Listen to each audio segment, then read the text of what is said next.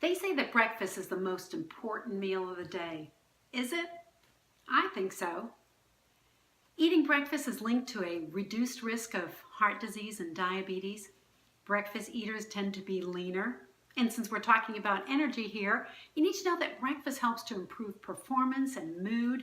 So, yeah, I think we need to make the time for breakfast.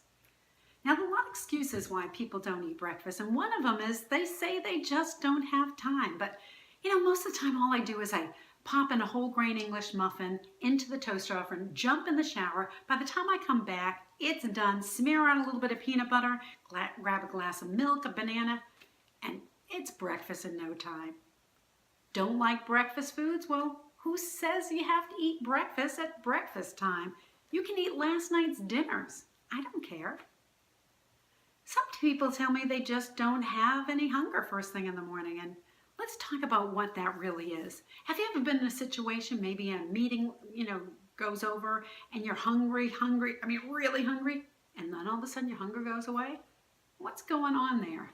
Well, you need to realize that the brain and red blood cells, we require a steady stream of glucose. And if you're not going to eat, eventually the body says, I guess we've got to cannibalize our stores. Now, for stores, you're probably thinking, oh, burning fat, right? Wouldn't that be great? But unfortunately, yes, we do burn some fat, but along with that, we burn some lean muscle mass. That stuff that we work so hard on at the gym, the stuff that keeps our metabolism up. We don't want to mess with that. So I'm not saying that you need to snack in between every single meal, but breakfast is so critical because you've been fasting all night. So it's important that you have breakfast to stop that breakdown of lean muscle mass.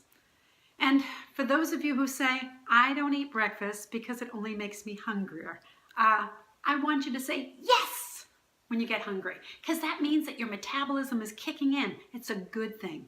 Hunger just means you run out of fuel, and my guess is breakfast wasn't a very big one. You started off with something really small and you wonder why the body wasn't content with that, because it's not enough calories to sustain you until lunchtime. So you probably need to eat a little bit more at that breakfast meal, but I'm guessing also it's the composition, and that's what we're going to be talking about tomorrow. What makes a healthy, energy satisfying breakfast? All right, until tomorrow, this is Dr. Jo.